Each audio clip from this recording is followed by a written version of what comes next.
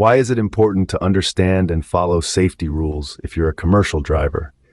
Well, aside from the obvious reason of ensuring your own safety and that of others on the road, adhering to these regulations can also save you from hefty fines, jail time, or even job loss. Let's delve into some of these rules. First up, remember that you cannot have more than one license.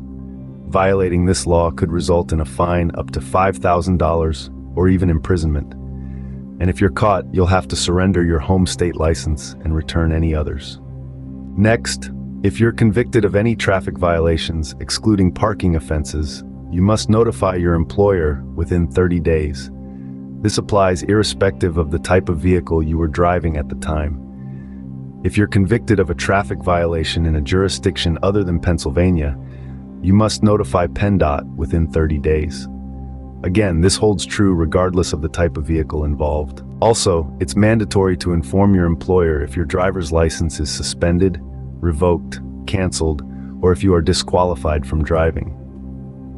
When applying for a commercial driving job, you must provide your employer with information on all driving jobs you've held for the past 10 years. In Pennsylvania, it's illegal to drive a commercial motor vehicle without a CDL. Violating this law can lead to a fine up to $5,000 or even jail time. If you have a hazardous materials endorsement, you must notify and surrender your endorsement to the state that issued your CDL within 24 hours of any conviction, indictment, or if you're adjudicated as a mental defective or committed to a mental institution. Your employer is prohibited from letting you drive a CMV if you have more than one license or if your CDL is suspended or revoked. Remember, all states share information about CDL drivers through a computerized system. PennDOT will check your driving records to ensure you do not have more than one CDL. Certain commercial drivers are required to submit a valid medical examiner certificate to maintain their commercial licensure.